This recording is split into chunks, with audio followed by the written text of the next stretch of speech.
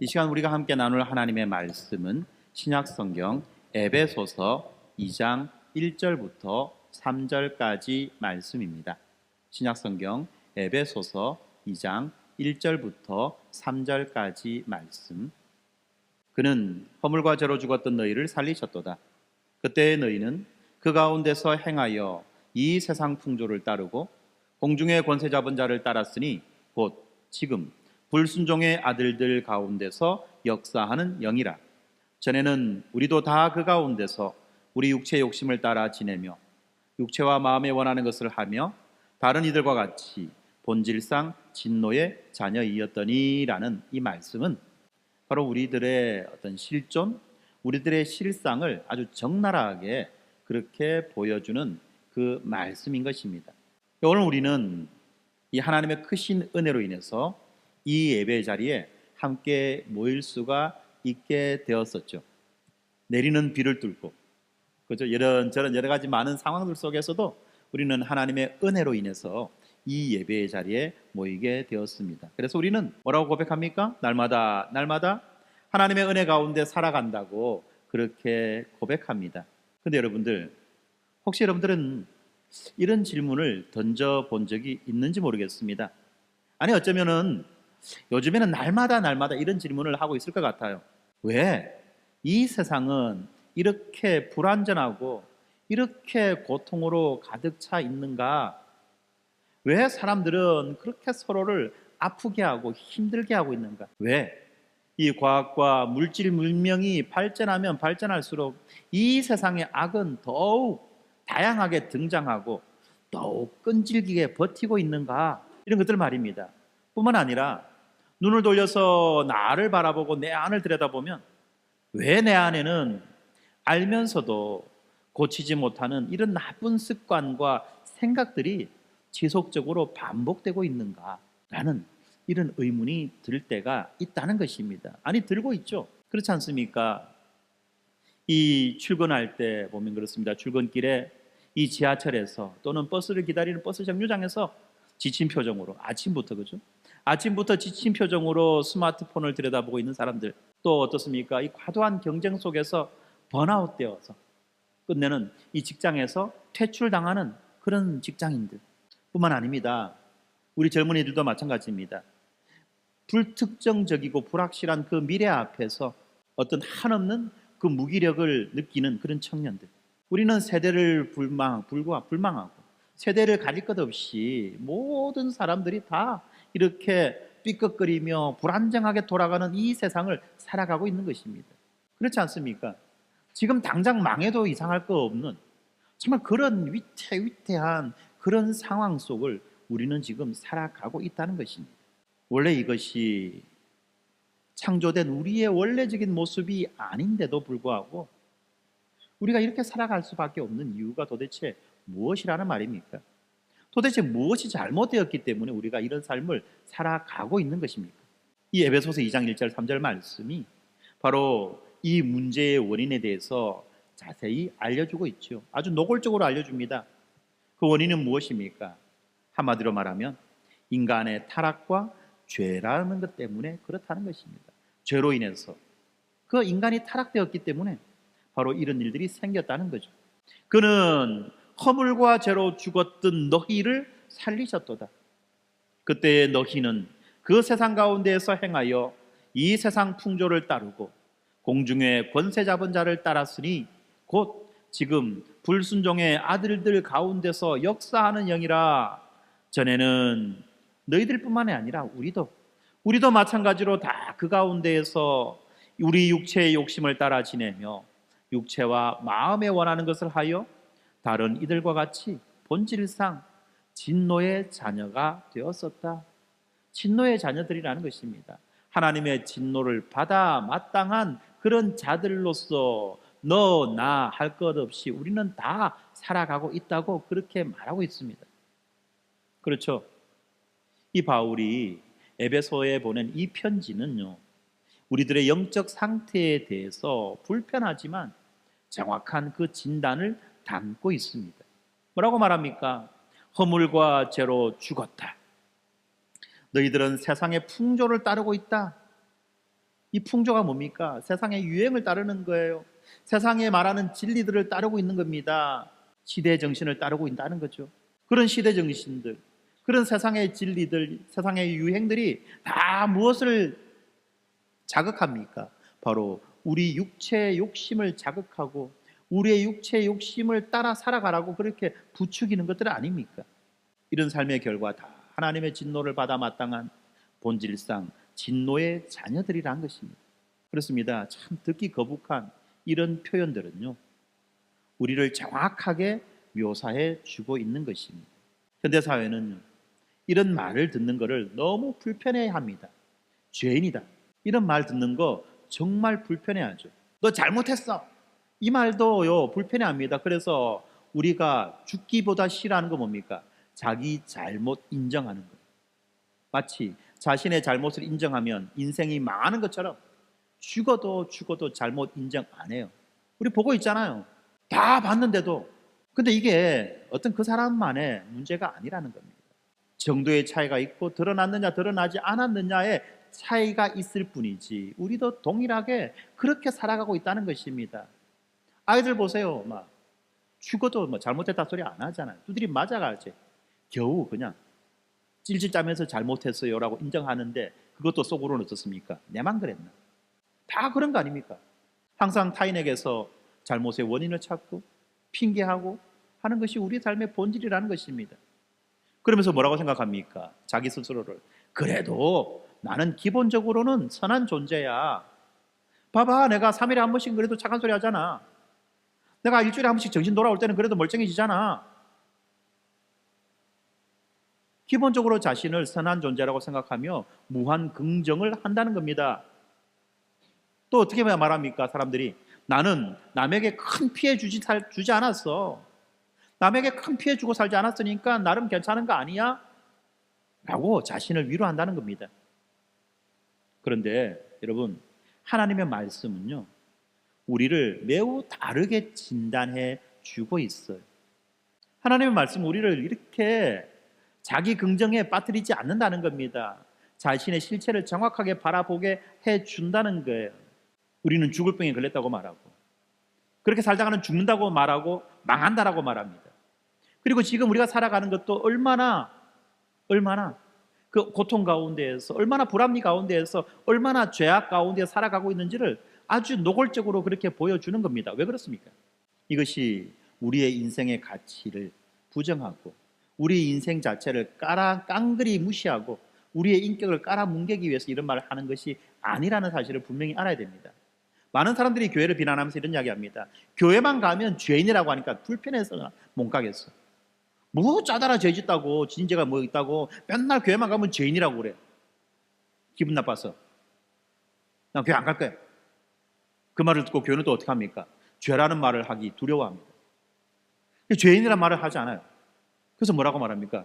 심리적인 문제가 있다. 상처가 있어서 그렇다. 아픔이 있어서 그렇다. 그거는 죄가 아니라 실수야. 그건 죄가 아니야. 그 실수인 거야. 조금 더 말하면 그 죄가 아니라 그냥 네가 아픈 거야. 마음에 아픈 거야. 마음의 병이야. 암을 암이라고 말해야지. 암을 감기라고 말하면 되겠습니까? 그렇잖아요. 왜 그렇습니까? 왜 교회만 가면 죄 이런 이야기를 합니까? 요즘에는 이제 교회도 이제는 그런 말도 잘 안 하지만 왜 그렇죠? 우리들을 절망에 빠뜨리기 위해서 그렇습니까? 그게 아니라는 거예요. 정확하게 문제를 진단해야지만이 그 문제에 대한 해결책이 정확하게 제시될 수 있기 때문에 그런 말을 하는 것입니다. 왜 교회가 이렇게 죄에 대한 이야기를 하느냐? 그것은 바로 십자가에서 우리를 위해 자신을 내어주신 예수 그리스도의 그 놀라운 그 사랑과 은혜를 드러내어 보여주기 위해서 일종의 배경적인 역할을 하는 것이 죄라는 것입니다. 밤이 어두우면 어두울수록 불빛은 밝게 빛나는 것 아니겠습니까? 우리의 현재 상태를 정확하게 직시하고 얼마나 암담하며 얼마나 절망적인지를 알아야지만이 소망을 찾으려고 하지 않겠습니까? 지속적인 환각 상태에 빠져가지고 무슨 소망을 찾을 수 있겠냐는 겁니다. 그렇지 않습니까? 약에 찌들어 있는 사람들, 마약에 찌들어 있는 사람들, 환각에 빠져 있는 사람들 보고 네 잘못됐어, 너 지금 마약에 취해서 이런 거야, 너 빨리 나와야 돼 하면은 뭐라고 말합니까? 괜찮아, 이거 좋아, 좋아, 너도 해봐, 너도 해봐, 너도 해봐. 그런데 어떻죠? 그 마약이 끊어지고 금단이 생기고, 그다음에 그 마약이 끊어지고 정신 돌아왔을 때 그런 상태의 사람들을 바라보게 하고 그 결과가 어떤 건지 얼마나 비참한지를 알게 할 때에 비로소 문제 인식을 할 수 있는 것 아니겠습니까? 그럴 때 비로소 치료의 방법을 선택할 수 있는 것 아니냐는 겁니다. 그래서 우리는 이 불편한 진실을 직면해야만 하는 것입니다. 우리가 우리 죄의 깊이를 분명하게 알 때에 예수 그리스도의 그 십자가 사랑의 높이와 깊이를 더욱 확실하게, 정확하게 이해할 수 있기 때문에 그렇다는 것입니다. 여러분, 우리가 휴대폰을 하루 종일 손에 쥐고 뚫어져라고 쳐다볼 때 무엇이 비칩니까? 그 휴대폰에서 혹시 어른거리는 자신의 얼굴을 발견한 적이 있습니까? 마찬가지로 오늘 우리의 영혼의 상태를 비추는 이 하나님의 말씀이라는 그 거울을 함께 들여다보면 좋겠습니다. 그리고 그 말씀의 거울을 통해서 우리의 죄를 용서하시고 우리에게 새 생명을 주시기 위해서 십자가에서 피 흘리신 예수 그리스도의 얼굴을 바라보는 그 시간이 되기를 간절히 원하는 것입니다. 먼저 이 죄의 이야기를 하기 위해서는 이 창세기의 이야기를 해야 되겠죠. 에덴 동산의 이야기를 해야 될 겁니다. 왜 그렇습니까? 이 이야기가 창세기의 그 에덴 동산에서부터 시작되었기 때문에 그런 것입니다. 하나님은 처음에 완벽한 세상을 창조하셨죠. 그리고 그 가운데에 아담과 하와를 두셨습니다. 그런데 어떻게 하다가 이 완벽한 세상이 오늘날 우리가 경험하는 이렇게 깨어져 버린 세상이 되었을까요? 창세기 3장에서 우리는 인류 역사의 가장 비극적인 그 전환점을 발견할 수 있습니다. 이 뱀으로 등장하는 그 사탄이 하와에게 유혹의 말을 속삭입니다. 너희가 그것을 먹는 날에는 너희 눈이 밝아져서 하나님과 같이 되어 선악을 알 줄을 하나님이 아신다라고 말합니다. 하나님과 같이 된다. 이 말, 이것이 유혹의 본질 아닙니까? 하나님처럼 되고 싶은 욕망, 다시 말하면 스스로가 삶의 주인이 되고 싶은 그 욕망, 이것을 죄는 자극하는 거예요. 죄가 우리를 자극할 때, 유혹할 때 뭐라고 말합니까? 네 마음대로 해라, 원하는 대로 해라 하지 않습니까? 그렇습니다. 이 말은 오늘날 우리의 일상 속에서도 끊임없이 반복되고 있는 유혹이라는 것입니다. 자신의 커리어를 위해서 이 윤리적인 타협을 하는 직장인들이 있습니다. 또 이 또래의 압박에 못 이겨서 자신의 그 가치관, 옳은 그 정의감을 저버리는 그런 사람들도 있습니다. 뿐만 아니라 SNS에서 끊임없이 타인의 인정을 갈구하며 자기 자신을 과장하고 드러내어 보여주는 그런 모습들이 있습니다. 이것들이 다 무엇입니까? 다 다양한 방식으로 내가 나의 인생의 주인이라는 것을 드러내고 자랑하기 위함이라는 것입니다. 내가 나의 인생의 주인이 되어서 나의 인기와 나의 명예와 나의 안전을 내 스스로가 확보하고 싶다는 것, 바로 이것이 가장 근본적인 죄의 동기라는 것입니다. 그렇죠? 이렇게 아담과 하와의 불순종은 오늘날 우리 안에서도 계속적으로 이어지는 그런 이야기라는 거예요. 아주 먼 옛날 그런 무슨 신화 속의 이야기가 아니라는 것입니다.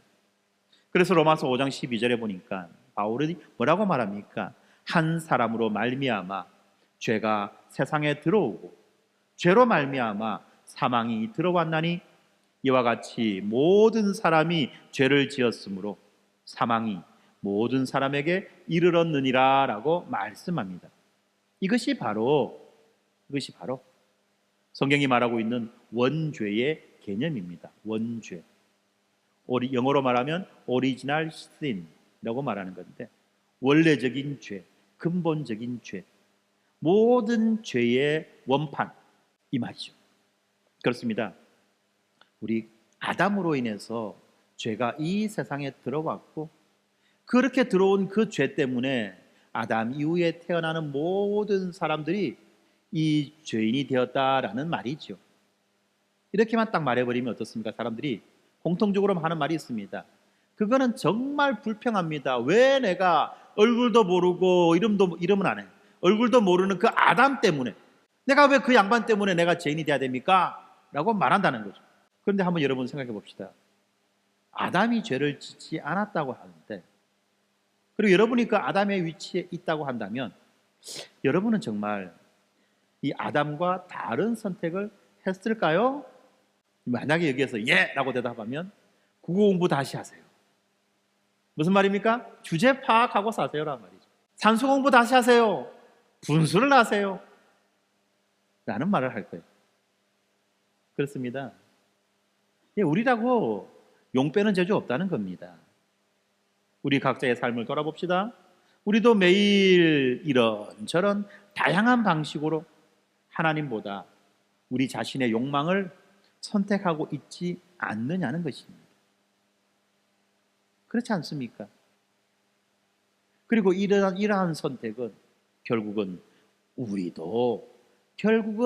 아무리 부정한다 할지라도 아담에게 속한 자라는 것을 보여주는 것입니다. 그에 비해 그 자식이라는 거예요. 그에 비해 그 자식을 어떨 때 씁니까? 그에 비해 그 자식을 어떨 때 씁니까? 주로 엄마들이 많이 이야기하죠. 남편이 너무 사랑스러워. 그리고 우리 아들도 너무 사랑스러워. 그때 쓰는 말이 그에 비해 그 자식입니까? 절대 그런 말 안 쓰죠. 그죠? 예.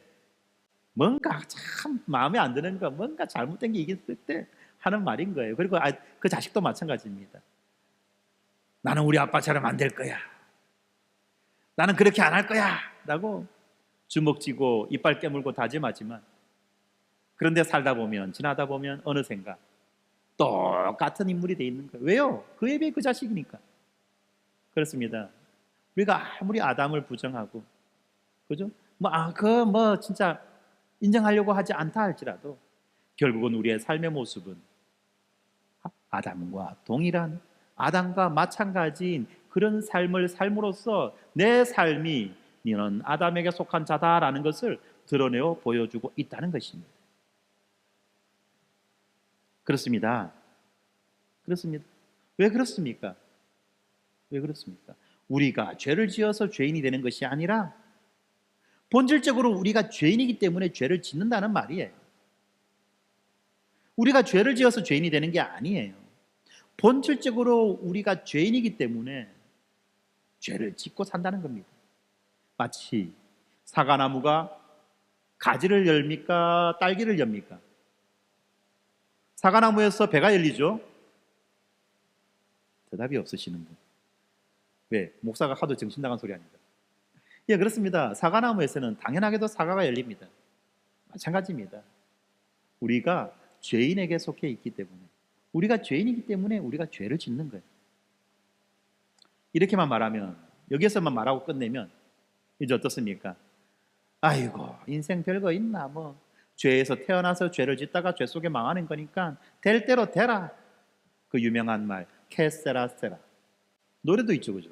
케세라세라.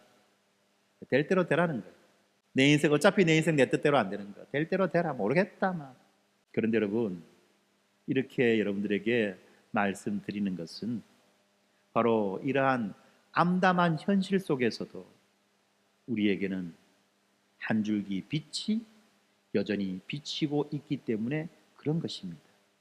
이어지는 로마서 5장 18절부터 19절까지 말씀에서 그런 이야기를 하고 있습니다.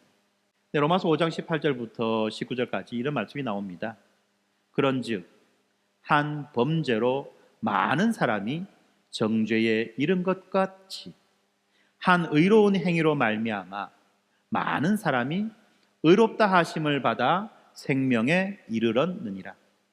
한 사람이 순종하지 아니함으로 많은 사람이 죄인 된 것 같이 한 사람이 순종하심으로 많은 사람이 의인이 되리라는 이 말씀이 우리에게 소망을 주는 거예요. 무슨 말씀입니까? 결론적으로 말씀드리면 이런 겁니다. 아담의 불순종이 우리 모두를 죄인이 되게 했지만 마지막 아담이신 예수 그리스도의 그 순종은 이제 우리를 이 죄인의 자리에서부터 벗어나 의인이 되게 하신다는 그 말씀입니다. 이 말씀인 거예요. 이것을 우리가 아셔야 됩니다. 우리가 아담에게 속한 자라면 우리는 어쩔 수 없이 아담처럼 살다가 아담처럼 망할 수밖에 없게 되겠지만, 그러나 이제 아담에게 속한 자가 아니라 예수 그리스도에게 속한 자가 되어 예수 그리스도에게 속한 자로 살아간다면 이제 우리는 아담처럼 사는 것이 아니라 예수 그리스도처럼 살게 되고 예수 그리스도처럼 영생을 누리게 된다는 말인 것입니다. 예, 이 놀라운 우리 인생의 변화, 이 놀라운 우리 인생의 변화가 우리에게 정말 대박을 가져다주는 이야기 아니겠습니까? 로또가 인생 역전이 아니라 복음이 인생 역전이라는 거예요, 여러분. 이거 아셔야 됩니다.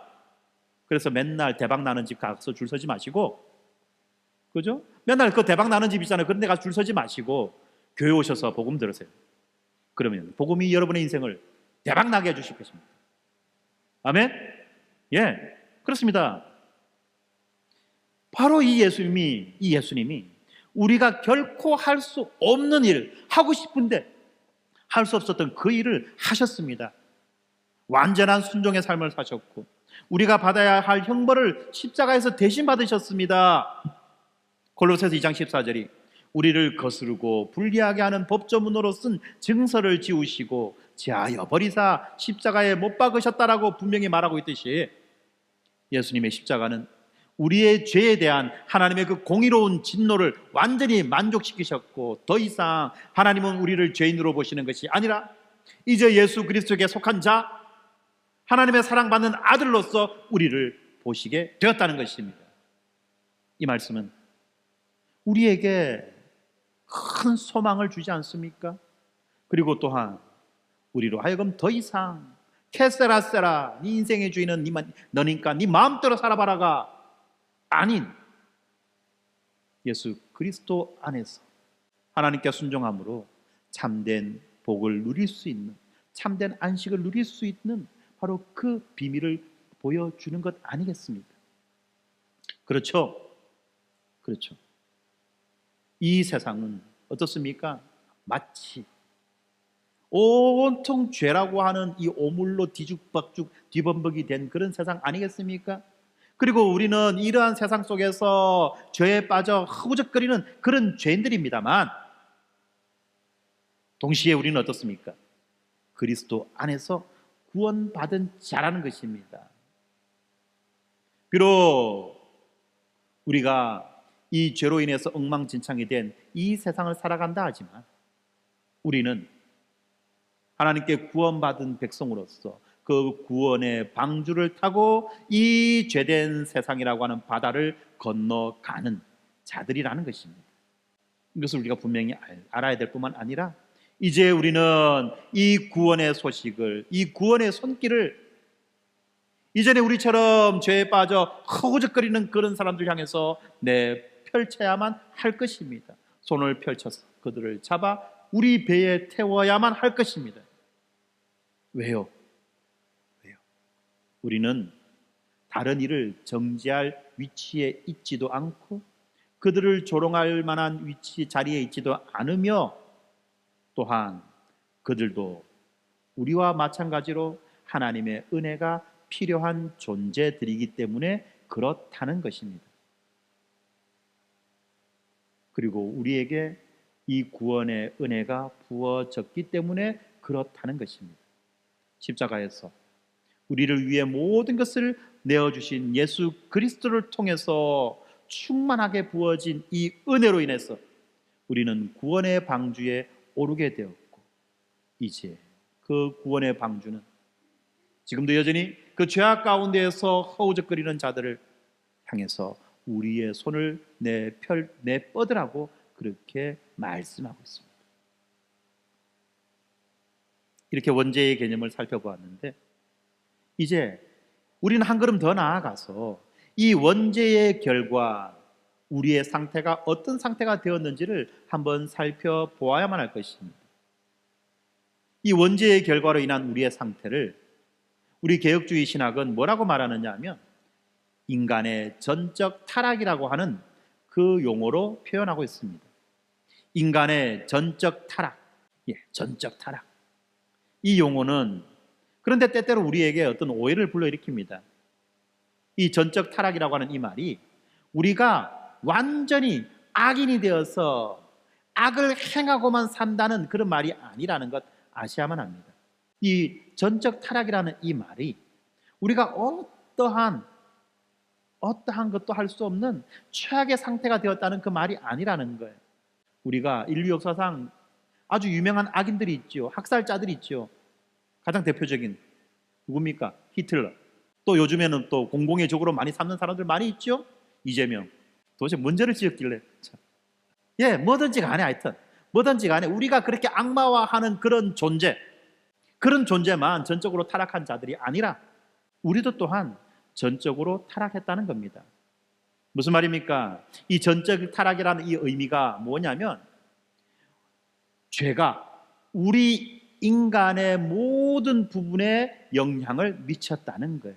다시 말하면 우리의 지성도 죄로 인해서 오염되었고, 우리의 감정도 죄로 인해서 오염되었고, 우리의 의지도 죄로 인해서 오염되었을 뿐만 아니라 우리의 그 관계도 죄로 인해서 오염되었다는 것입니다.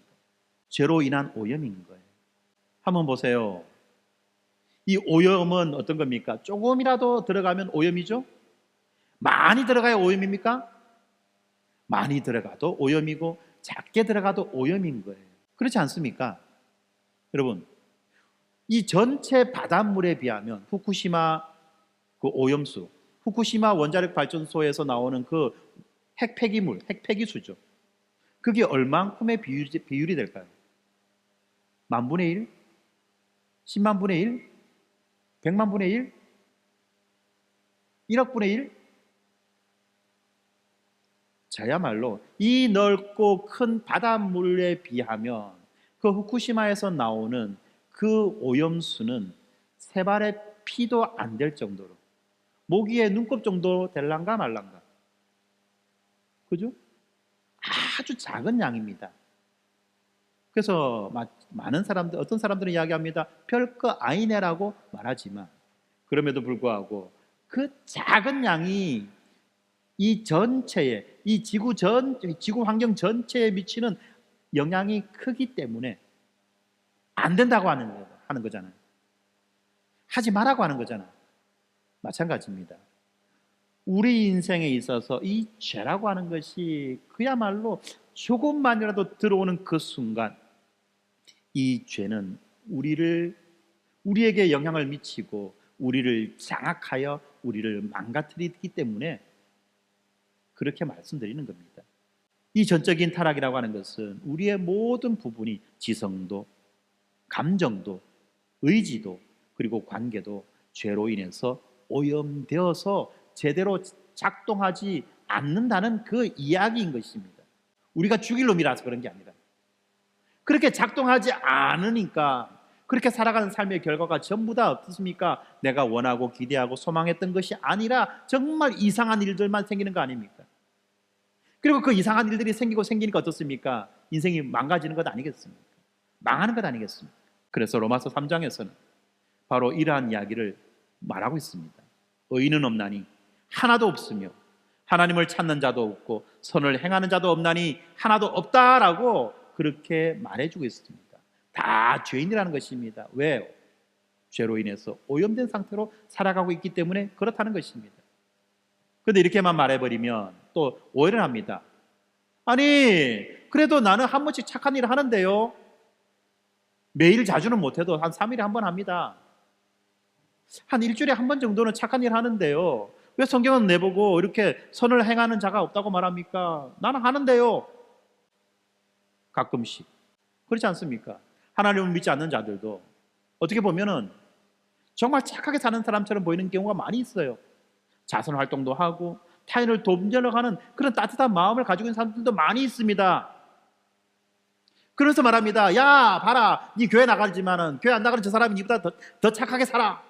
말합니다. 그죠? 그리고 많은 경우에 우리들도 공감할 때가 있습니다.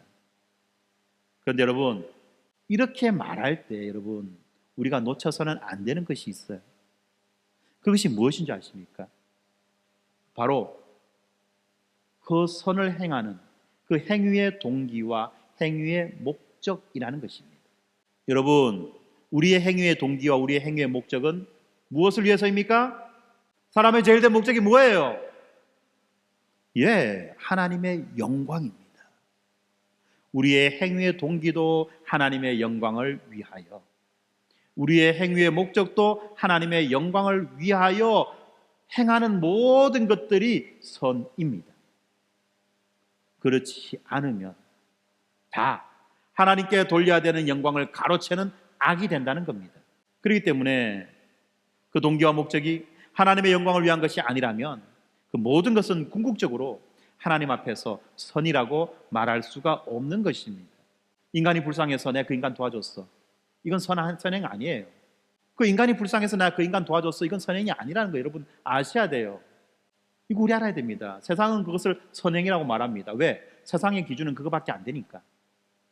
그 정도만 해도 베스트 오브 더 베스트니까 그렇게 말합니다만 그게 아니에요. 그 인간이 불쌍해서 그 인간을 도와준 것이 아니라 그 인간이 원래 그런 모습으로 태어난 인간이 아닌데, 그렇게 살아가는 인간이 아닌데, 하나님은 그 인간을 그렇게 만들지 않았는데 그 인간이 그렇게 살아가고 있기 때문에 그것이 안타까운 거예요. 그래서 네가 그런 존재가 아니란다. 야, 너는 그런 존재가 아니란다. 너는 지금 못난 오리 새끼처럼 보이지만 너는 원래 백조란다. 그래서 백조는 백조의 꿈을 꾸고 백조답게 살아야 되는 것이란다 라고 가르쳐주며 그 오리 새끼로 살아가는 것이 아니라 백조가 되게 해주는 것, 그것이 선이라는 것입니다. 여러분, 무슨 말인지 갑자기 헷갈리십니까? 갑자기 오리가 나오고 새가 나오고 우리의 원래적인 존재는 어떻습니까? 하나님의 형상대로 지음받아 하나님의 대리인으로서 만물을 다스리고 통치할 뿐만 아니라 그러한 모든 일 가운데에서 우리의 인생은 의미와 가치와 보람을 찾으며 느끼며 누리며 안식하는 그 존재가 바로 우리의 원래적인 모습인데, 죄로 인해서 타락하였고 능력을 잃어버렸고 방향을 상실해서 지금 헤매고 달매고 있는 상태 아니겠습니까? 그 가운데에서 고통당하고 고난당하고 어려움을 당하는 거예요. 그런 자에게 그냥 밥 한 그릇 준다고 그 문제가 해결되겠습니까? 잠깐의 배고픔은 해결될지 모르지만 그 밥 먹고 그 사람은 뭐합니까? 더 힘내어서 그렇게 살아가는 거예요. 지금까지 살아온 데도 방식으로 더 힘내어서 그렇게 살아가는 겁니다. 여러분, 불쌍해서 도와준 결과 그 사람을 더 죄인으로 만드는 거예요. 그것이 아니라 우리의 원래적 존재가 어떤 것인지 알려주고 그렇게 살아갈 수 있도록 격려하고 그렇게 살아갈 수 있도록 도와주고 함께 살아가자라고 그렇게 손을 내미는 것이 진짜 백이 아니겠냐는 겁니다. 바로 그겁니다. 그런데 어떻습니까? 예수를 모르고 복음을 모르는 자들이 아무리 선한 일을 한다 할지라도 그것은 다 뭐죠? 그냥 그렇게 살다가 그렇게 죽어라는 그런 격려와 다를 바 없다는 것입니다. 그 사람이 불쌍해서 했기 때문에 그죠? 마음에 짠함은 있죠. 잘했어라고 할 수 있겠죠. 그러나 그것이 참된 진리가 아니라 부분적 진리라는 거예요. 100점짜리 답이 아니라 50점짜리 답이라는 거예요. 그런데 사람들은 50점짜리 답을 들고 마치 100점짜리인 것만 기로 그렇게 기뻐하고 있다는 것입니다.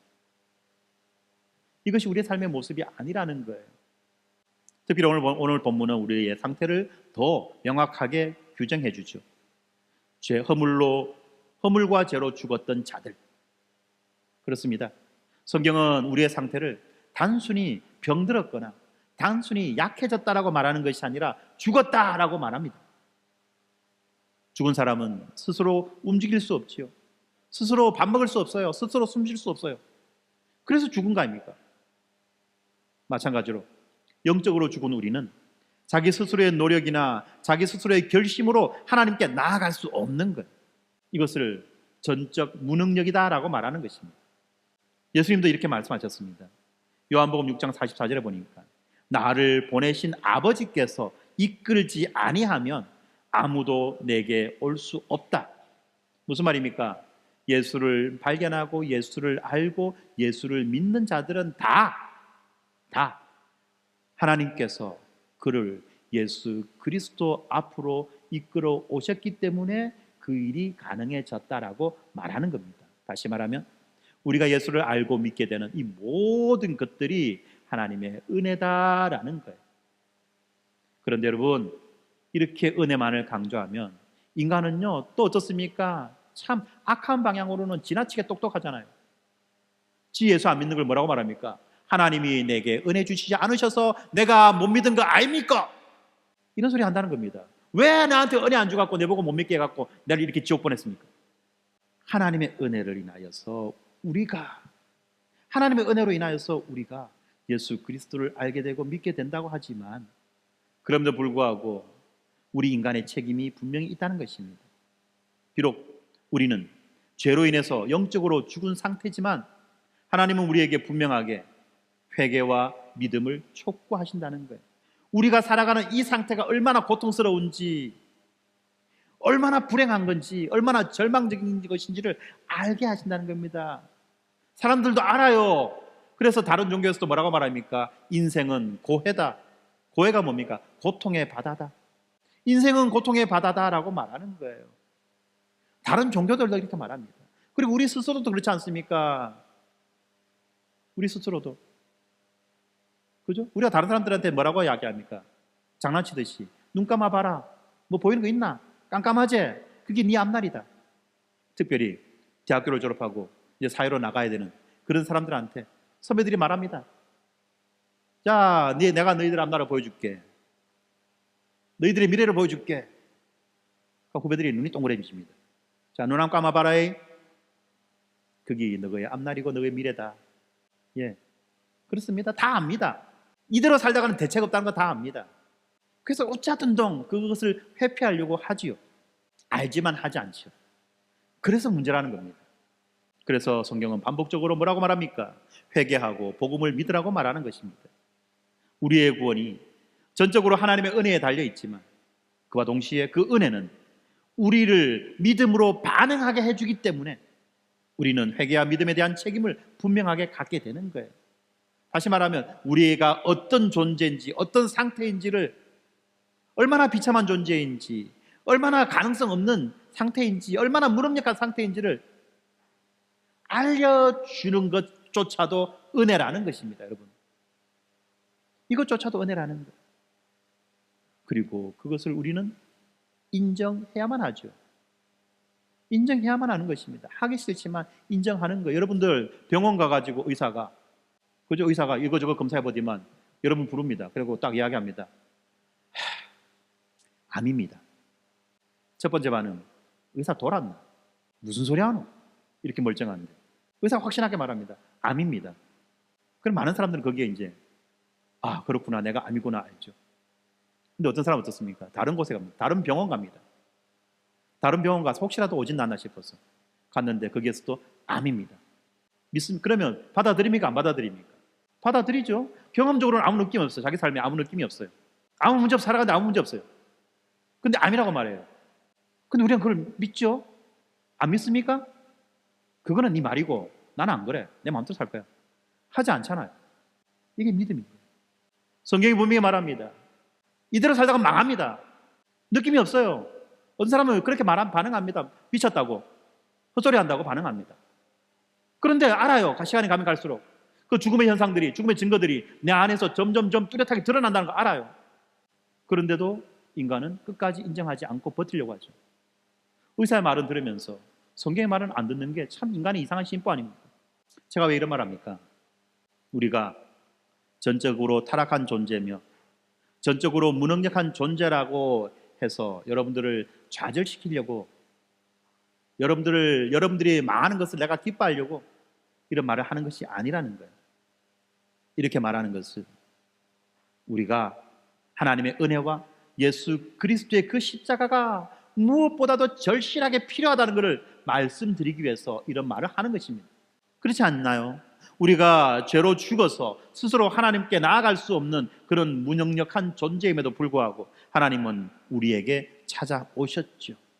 그리고 예수 그리스도께서는 십자가에서 우리의 모든 죄를 대신 짊어지시고 죽으셨습니다. 그리고 죽음을 이기시고 부활하심으로 우리의 구원을 완성하셨어요. 자, 그리고 우리에게 주십니다. 받아라. 그럼 우리는 어떻게 해야 됩니까? 받아야 될까요? 받으면 큰일 납니까? 받아야 될까요? 받으면 망합니까? 받아야죠. 받아야죠. 인정하기 싫지만 받아야죠. 그렇기 때문에 여러분, 우리 십자가의 부활과 부활의 사건은요, 우리들의 전적인 무능력과 그 타락을 극복하는 하나님의 놀라운 구속 사건으로 우리에게 주어지고 다가온 것입니다. 이것을 깨달게 될 때에 우리는 겸손히 회개하고 믿음으로 그리스도를 의지하게 되는 것입니다. 하나님께서 이끄시는 이 은혜 앞에서 우리가 믿음으로 반응하게 될 때 우리는 죄와 죽음의 그 권세로부터 해방되어 영원한 생명을 얻게 되는 것입니다. 이 놀라운 복음의 진리 앞에 우리 모두 겸손히 나아가기를 간절히 바라는 것입니다. 그런데 여러분, 우리가 전적으로 무능력한 존재다, 전적으로 타락한 존재다라고 말하지만 이게 별로 실감이 안 와요. 기분만 나빠요. 그죠? 별로 실감은 안 나고 기분만 나쁩니다. 왜 그렇습니까? 나는 그렇지 않은 것 같아요. 내가 나를 진단하고 내가 나를 돌아볼 때 나는 그렇게 나쁜 것 같지는 않아. 약간 요즘 애들 말로 뭐라더라? 그럴까? 뭐 요 정도죠. 네, 그럴까? 요 정도라는 겁니다. 그런데 여러분, 죄가 단일한 색깔, 어떤 단일한 형태로 존재하지 않아요.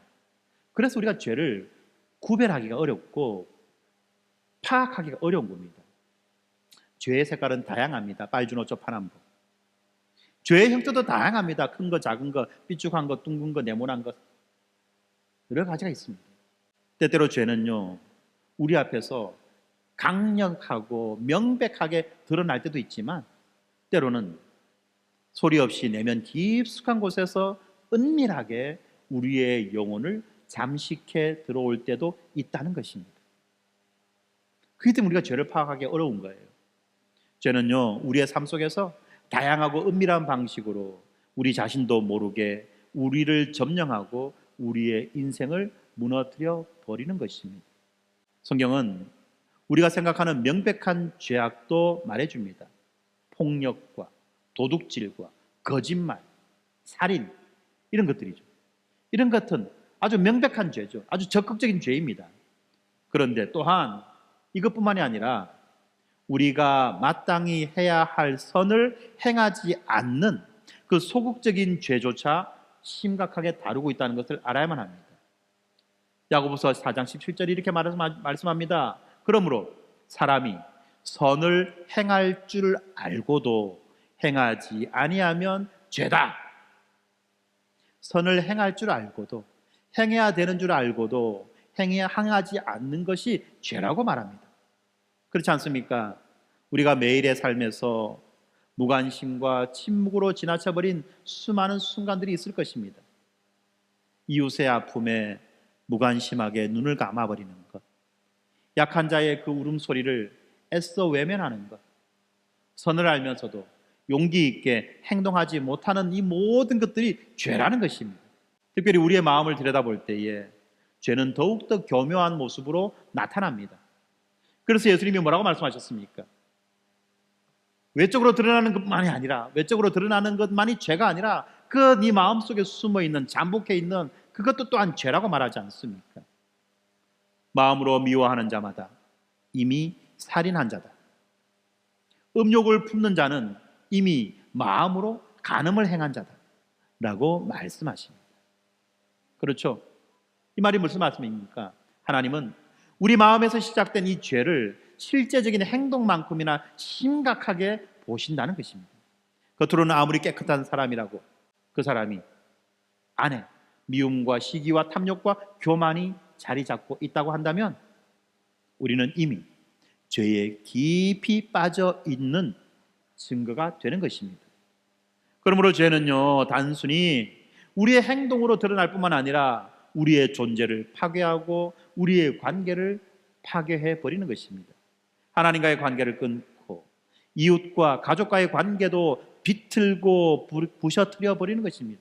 그런데 여러분도 아시죠? 하나님으로부터 멀어진 인간의 삶에는 결국은 공허와 혼돈과 그로 인한 고통만이 있다는 것입니다.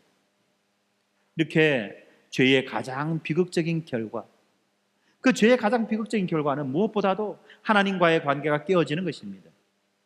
왜 그렇습니까? 하나님을 잃어버린 인간은 참된 생명도 잃어버리고 삶의 의미도 잃어버리고 기쁨도 잃어버리고 평안도 잃어버리기 때문에 그런 것입니다. 하나님을 잃어버린 자는 다 잃어버린 거예요. 그리고 그것 때문에 우리의 모든 관계는 깨트러지고 비틀어지고 우리의 영혼은 끊임없는 갈증과 공허를 경험하는 것입니다. 뿐만 아닙니다. 죄는요, 육체적인 결과와 사회적인 결과로 나타납니다. 우리가 살아가는 이 세상의 모습을 보자는 겁니다. 어떻습니까? 끊임없는 경쟁 속에서 마음이 지치고 몸이 지친 채 살아갑니다. 이웃을 경쟁자로만 바라보고 타인의 고통에 공감할 여유조차 없는 것이 우리들의 현실이라는 겁니다. 가정의 갈등과 불신, 직장의 그 피곤함과 그 스트레스 뿐만 아니라 우리를 둘러싼 모든 이 사회의 갈등과 분열, 이 모든 것들이 다 죄가 가져온 파괴적 결과라는 것이에요. 그래서 여러분, 우리는 이러한 비극 앞에서 다시 한 번 더 십자가를 바라보아야만 합니다. 우리가 직면한 죄의 현실은 참혹합니다. 그렇지만 이 복음은 바로 우리를 그 어둠 가운데서 그 어둠을 지나갈 수 있도록 우리의 길을 비춰주는 그 통로의 역할을 하기 때문에 그런 것입니다. 우리의 모든 죄와 허물을 대신 지시고 십자가에서 죽으신 예수 그리스도, 죄와 사망의 권세를 깨트리고 부활하신 그 주님께서 지금 우리를 부르고 계십니다. 너희 모두 수고하고 무거운 짐진 자들아, 다 내게로 오라. 내가 너희를 쉬게 하리라고 말씀하셨듯이 우리의 죄와 고통의 무게가 아무리 무겁다고 할지라도 우리 주님의 십자가는 그것을 능히 감당하고도 남는다는 것을 기억해야만 합니다. 우리의 상처와 우리의 죄악과 우리의 모든 아픔을 품에 안으시고 십자가에서 승리하신 예수님께로 나아오십시오. 그분의 사랑이 우리의 상처를 싸매었고 그분의 은혜가 우리의 어둠을 비추고 있으며 그분의 생명이 다시 우리를 회복시켜 주실 것이기 때문에 그런 것입니다. 이것이 바로 우리가 가진 참된 소망이며 복음의 약속입니다. 이제 말씀을 맺겠습니다. 사랑하는 성도 여러분, 지금까지 우리는 이 성경의 말씀을 통해서 인간이 타락한 그 현실과 죄의 어둠의 그 본질을 아주 노골적으로 적나라하게 그렇게 마주했습니다. 이것은 결코 편안한 그런 진단은 아닙니다. 그래서 우리의 마음은 이런 말씀을 들을 때마다 불편했고 아팠고 우리의 영혼은 깊이 흔들리죠. 그래서 애써 나는 아니야 라고 외면하려고 합니다. 나는 아니야 라고 외면하려고 합니다. 그러나 여러분, 그 외면, 그 자기 위로는요, 우리 삶의 하등에 도움이 되지 않는다는 것 여러분들 기억하셔야만 합니다. 아프지만, 죽을 것 같지만 그것을 인정해야만 할 때, 인정할 때 비로소 소망이 생기는 거예요. 우리가 인정하든 인정하지 않든 분명한 사실은 죄가 우리의 행동뿐만 아니라 우리의 존재 자체를 병들게 하는 영적인 독과 같다는 그 사실은 변함이 없는 것입니다. 그리고 이 비참한 현실 앞에서 우리는 우리 스스로의 힘으로는 도무지 구원에 이를 수 없다는 것을 분명히 깨닫게 된 것입니다. 그런데 여러분, 바로 이러한 절망의 자리에 복음의 그 찬란한 빛이 임하는 것입니다. 예수 그리스도께서 우리를 위하여 이 땅에 오셨습니다. 그분은 하늘의 영광을 뒤로하고 죄와 허물 속에서 절망하는 우리 가운데 인간의 몸으로 우리를 찾아오셨습니다. 우리와 똑같은 모습으로 오신 그분은 우리의 모든 죄를 대신 짊어지시고 십자가 위에서 피 흘리시며 처참하게 그렇게 죽으셨습니다. 여러분, 이 십자가는요, 단지 어떤 하나의 종교적 상징이 아니라는 것을 아셔야만 합니다. 십자가는 우리를 향한 하나님의 그 처절하고도 아름다운 사랑의 고백입니다. 예수님은 우리를 위하여 스스로 생명을 내어주셨으며 십자가 위에서 우리의 죄책과 우리의 형벌을 모두 담당하셨습니다. 그런데 여러분, 십자가 이야기가 여기서 끝나지 않는다는 거 아시죠? 그리스도는, 이렇게 죽으신 그리스도는 사망을 이기시고 무덤을 이기시고 영광스럽게 부활하셨습니다. 십자가의 십자가를 죄의 값을 지불한 승리의 증표라고 한다면 이 부활은 새로운 생명과 소망의 문을 열어주는 열쇠가 되는 것입니다. 그래서 우리는 이 십자가와 부활을 통해서 그리스도는 우리가 도저히 벗어날 수 없었던 죄의 굴레를 끊었고 하나님과의 단절된 관계를 완벽하게, 완전하게 회복시켜 주신 것입니다. 그리하여 이제 누구든지 회개하고 믿음으로 나아오게 될 때, 믿음으로 예수 그리스도께만 나온다면 그는 영원한 자유와 생명을 얻을 수 있게 되는 것입니다. 그렇지 않습니까? 우리 젊은이들 흔히 말하는 아무따. 뭐죠? 아무터 묻고 따지지 않고. 그죠? 그렇죠. 네가 과거에 어떤 삶을 살았던, 네가 어떤 짓을 했던, 예수 그리스도는 묻지도 따지지도 않으시고 그의 믿음을 보시고 그를 인정해 주신다는 것입니다. 바로 이 놀라운 진리 앞에, 이 놀라운 은혜 앞에 우리는 어떤 반응을 해야만 할까요? 그것은 바로 참된 회개와 믿음입니다. 참된 회개와 믿음입니다. 회개는 단순한 후회나 반성이 아니죠. 이 참된 회개, 진정한 회개는 지금까지의 삶의 방향을 돌이켜 하나님께로 전적으로 돌아오는 것입니다. 나를 부정하고, 내가 살아왔던 그 삶의 방식을 부정하고 하나님이 보여주시고 제시하시는 새로운 삶의 방향과 새로운 삶의 방식으로 내가 살아가겠습니다 라고 하는 것이 회개라는 거예요, 여러분. 그래서 우리는 십자가 앞에서 자기 부정을 할 수밖에 없는 자들입니다. 세상은 끊임없이 자기 긍정을 말하지만 우리는 자기 부정을 해야만 하는 자예요. 그때 비로소 우리에게 살 길이 열리기 때문에 그런 것입니다. 그리스도의 십자가 앞에서 우리의 죄를 숨기지 말고 정직하게 고백합시다. 우리들의 어두움을 하나님 앞에 내려놓고 용서를 구합시다. 우리의 걱정과 근심과 두려움과 불안을 예수 그리스도 앞에 내려놓고 예수 그리스도를 믿음으로 의지해야만 합니다. 하나님은 십자가 앞에서 무릎을 꿇은 자를 결코 내치지 않으시기 때문에 그런 것입니다. 여러분, 이 믿음이라고 하는 건요, 이 믿음이라고 하는 건 단순한 감정적인 것이 아니라는 거 이미 우리 아셨죠? 그죠? 믿는다는 건요, 믿는 것과 같은 감정과 느낌적인 느낌이 아니라는 거 여러분들 아시죠? 그런데 또 하나, 이 믿음은 단순히 어떤 이 교리에 대한 지적인 동의에서 머무는 것이 아니라는 것도 아셔야만 합니다. 내가 믿음이 무엇인지 알았다고 해서 믿는 게 아니라는 거예요. 믿음이 뭐냐? 바로 예수 그리스도께서 나의 죄를 위하여 죽으시고 부활하신 구주라는 것을 마음 깊이 받아들이는 것이고, 그리고 그 받아들인 그 사실에 근거하여 살아가는 것입니다. 여러분, 예수님이 나의 죄를 위하여 죽으셨습니다. 그리고 부활하신 나의 주님입니다. 이 말이 가지고 있는 의미를 우리는 생각해야 돼요. 나의 죄를 위하여 죽으셨다, 부활하셨다. 무슨 말입니까? 나는 더 이상 죄와 관계없는 사람이 되었다는 것입니다. 그래서 이제부터 우리는 어떻습니까? 할 수 없이 죄 짓는 자가 아니에요. 안 지으려고 했는데 어쩔 수 없이 죄 지은 자가, 죄를 짓는 자가 아닌 거예요. 왜? 죄는 나와 빠이빠이 한 거예요. 죄가 더 이상 나의 주님이 아닌 거예요. 그래서 우리는 그 죄의 유혹과 요구 앞에 뭐라고 말합니까? 아니, 싫어. 너는 나의 주인이 아니야. 나는 너와 상관없는 자야. 이 죄 나는 짓지 않을 거야 라고 거절하고 밀어내고 멀리하는 거예요.